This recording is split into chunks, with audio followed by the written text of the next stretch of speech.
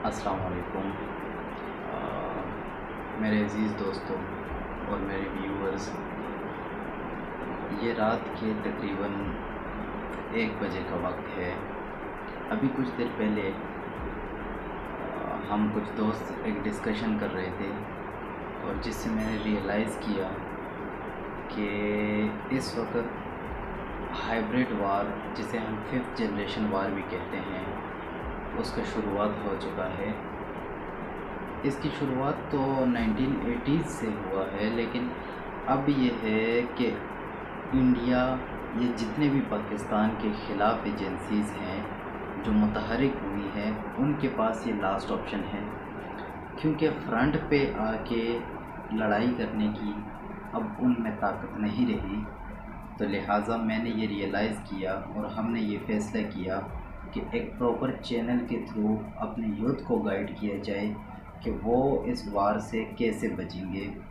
और इसकी बहुत ज़रूरत है, क्योंकि हमने मुख्तलिफ़ सर्वे किए, हमने मुख्तलिफ़ लोगों को देखा, तो हमें ये मालूम हुआ कि अब भी लोगों में बहुत सारे शुबहात और शकूक पाए जाते हैं, जिनका दूर करना बहुत ज़रूरी है। ये वही शकूक और शुबहात हैं जो बाद में ग्रो करके 5th जनरेशन वार के एज़ सीड काम करते हैं।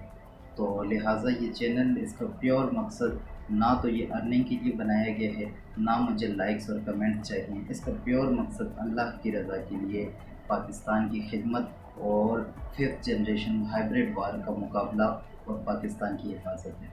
प्यारे दोस्तों, मैं आपको बताता चलूँ कि बेसिकली 5th जनरेशन वार है क्या। 5th जनरेशन वार का मकसद है कि अब जो हमारी आर्मीज़ हैं, यानी दो, पहले इंडिया और पाकिस्तान की लड़ाई होती थी मिसाल के तौर पर, तो वो बॉर्डर पे आके लड़ते थे, उनकी फ़ौज यहाँ आती थी या हमारी फ़ौज वहाँ जाती थी और वो बराह रास्त आपस में लड़ते थे। लेकिन उसके बाद ये जो हम यूरोपियन यूनियन है और जो यूनाइटेड स्टेट्स हैं, इन्होंने एक सेटअप बनाया। इन्होंने देखा कि किसी भी आर्मी के मज़बूत होने के लिए ज़रूरी है कि उसके पीछे उसकी आवाम खड़ी हो। जब तक उसकी आवाम आर्मी के साथ होती है तो वो आर्मी बहुत मज़बूत होती है। और उन्होंने ये रियलाइज़ जब किया तो उन्होंने कहा कि क्यों ना हम ऐसे करें कि जो मुल्क है, कोई भी मुल्क जिसके साथ हम लड़ना चाहते हैं, क्योंकि उन्होंने देखा कि जब भी जर्मन्स के साथ वियतनाम में, कहीं पे भी, जापान में, चाइना में जब उनकी लड़ाई होती, तो वहाँ पे आर्मी के साथ उनकी जो यानी जनरल पॉपुलेशन है, वो अपनी आर्मी को सपोर्ट करती। और ये एक अजीब फैक्टर होता है जब वो आप किसी मुल्क के ऊपर हमला करें और वहाँ से आवाम आगे से खड़ी हो जाए, और जब आप आवाम को मारते हैं तो आपके ऊपर इंटरनेशनल रिस्ट्रिक्शंस लग जाती हैं। अब इस चीज़ को अवॉइड करने के लिए और आर्मी का मोरेल तोड़ने के लिए, सबसे बड़ी बात होती है लड़ने के लिए मोरेल बहुत ज़रूरी है। तो इस मोरेल को तोड़ने के लिए उन्होंने क्या किया, उन्होंने ये किया कि हम आर्मी और आवाम का जो रिलेशन है, हम इसे ब्रेक करेंगे। अब इसे ब्रेक इस तरह तो नहीं किया जाता कि आप किसी मुल्क में जाके कहें कि आप अपने आर्मी को सपोर्ट ना करें और वो कहेंगे कि ठीक है हम नहीं करते। लिहाजा इसके लिए प्लानिंग शुरू हुई। सबसे पहले आपको मैं चंद मिसालें दूंगा। ये मेरे पास पेपर्स पड़े हैं जिसमें हमने डॉक्यूमेंट्स में ये चीज़ें वाज़ह की है और ये प्रॉपर एक रिसर्च हुआ है।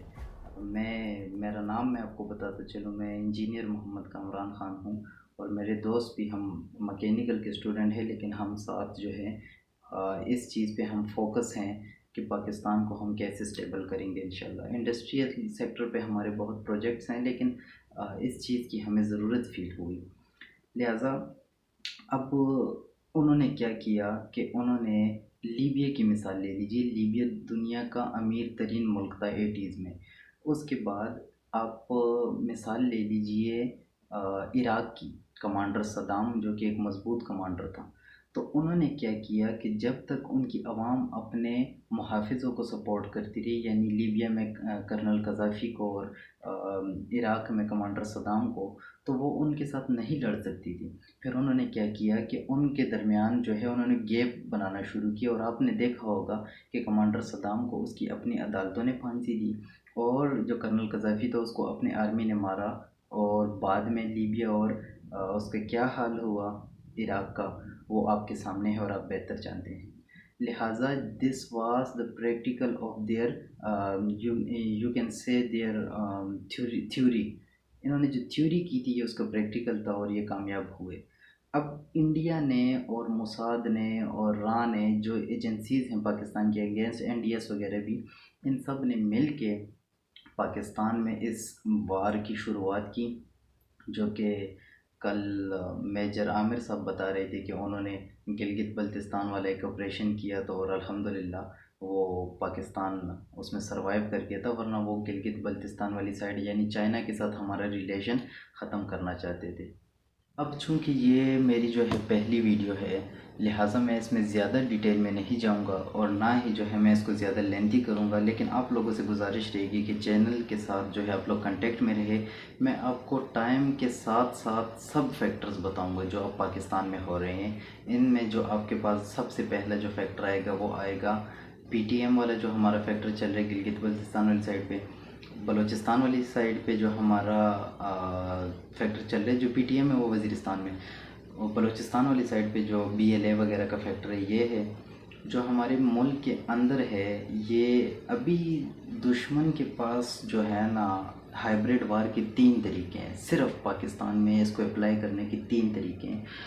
अगर पाकिस्तान की आवाम और स्पेशली यूथ इन 3 तरीक़ों को सर्वाइव कर जाती है और इनको समझ जाती है और इनको डील करना समझ जाती है, तो इंशाल्लाह पाकिस्तान में कभी इस वार के इफ़ेक्ट्स नहीं आएंगे। और वो 3 तरीके कौन से हैं, इसको मैं आपको यहाँ से बताता चलूँ कि ये हमारे पास सबसे पहले वो हमें फ़िरका वारियत में डाल सकते हैं कि ये शिया है, ये सुन्नी है, ये बरेलवी है, ये देवबंदी है।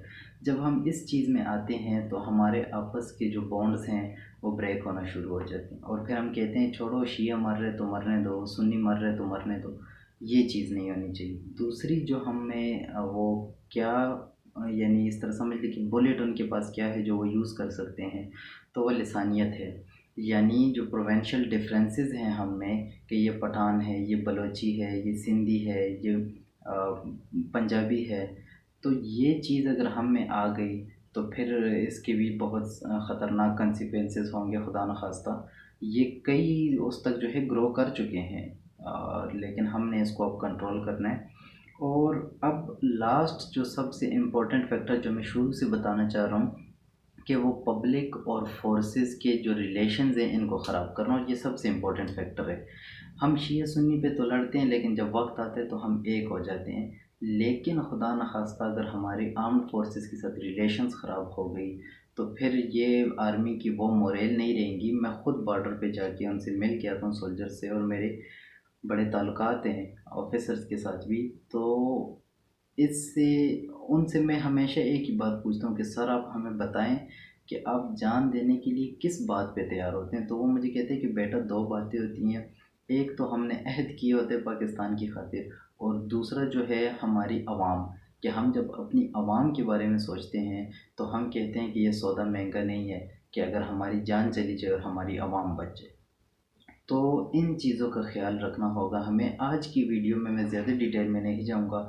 आगे मैं एक एक जो हमारे यानी पाकिस्तान में मसले हैं और अभी जो आएंगे फ्यूचर में, खुदा न खास्ता जो इनके चांसेस आने के, उनके बारे में मैं आपको बताऊंगा। स्पेशली अपने यूथ को बताऊंगा कि उनको आपने कैसे जो है काउंटर करना है और उस टाइम में आपने कैसे जो है सरवाइव करना है।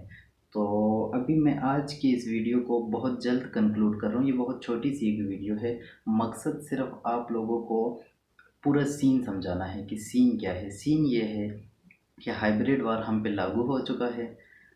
अब हमारे दुश्मन की इतनी ज़रूरत नहीं है कि वो हमसे फ़ेस टू फेस आके मुकाबला कर सके, लिहाजा वो हमें इंटरनली वीक करने की कोशिश करेगा। और हम इसका मुकाबला कैसे करेंगे ये वक्त के साथ साथ मैं आपको डेली एक वीडियो में बताता जाऊंगा इंशाल्लाह। लाइक करने की, सब्सक्राइब करने की, कमेंट करने की कोई ज़रूरत नहीं है, ना मैं किसी से रिक्वेस्ट करूंगा। लिहाजा देखने की मैं ज़रूर रिक्वेस्ट करूंगा, स्पेशली यूथ से करूंगा, ताकि वो इन प्रॉब्लम्स को काउंटर करना सीख जाएं। आज की वीडियो की कंक्लूजन में मैं यही कहूँगा कि जो हमारी आवाम है उनको अपने ऑब्जेक्टिव्स क्लियर होने चाहिए कि हमारा अल्टीमेट गोल क्या है। उसके बाद उनके अपनी आर्मी पे, सिर्फ आर्मी नहीं, तमाम आर्म्ड फोर्सेस, इवन कि पुलिस पे फुल ट्रस्ट होना चाहिए कि ये हमारे मुल्क के इदारे हैं और ये जो कुछ कर रहे हैं हमारे फ़ायदे के लिए कर रहे हैं। इंडिविजुअली हमें फ़ैसला करने का कोई हक़ नहीं है कि ये बंदा ठीक कर रहा है या गलत कर रहा है। हम देखें कि ओवरऑल वो मुल्क के लिए क्या कर रहे हैं और हम उसके मुताबिक फ़ैसला करेंगे। हमने ये पार्टीज़ वाला सिस्टम जो है इसको अवॉइड करना है कि ये नून लीग का है, ये पीटीआई का है, और अगर कोई अच्छा बंदा नून लीग में है तो मैं इस वजह से वोट नहीं देता कि वो नून लीग में क्यों है। लिहाजा हमने ये देखना है कि अगर वो अच्छा है तो हम उसे सपोर्ट करें और वो बुरा है तो हम उसे अवॉइड करें, चाहे वो किसी भी पार्टी से ताल्लुक़ रखता हो। और इसके बाद जो हमारे पास हमारे जो अपने कॉन्फ्लिक्ट्स हैं कि हम डेली जाते हैं, बस में बैठते हैं, रास्ते में चलते हैं, और ये छोटी छोटी बातों पे जो हमारे कॉन्फ्लिक्ट्स होते हैं हमने इनको अवॉइड करना है। और यूथ ने अपना ये एक ऑब्जेक्टिव समझ के अपने इर्द गिर्द के लोगों को गाइड करने कि भाई आपने जो है, मैं आपके साथ झगड़ा नहीं कर रहा, सिर्फ इस्लाम और पाकिस्तान की खातिर। उम्मीद करता हूँ आप लोग जो मेन थीम है मेरे चैनल का वो समझ गए होंगे। इंशाल्लाह आगे मैं पूरे कंटेंट के साथ और पूरे एक प्रॉपर कैलकुलेशंस के साथ और फिगर्स के साथ आऊँगा और आपको बताऊँगा कि आपने कैसे गाइड करना है। आज के लिए इतना ही। पाकिस्तान जिंदाबाद।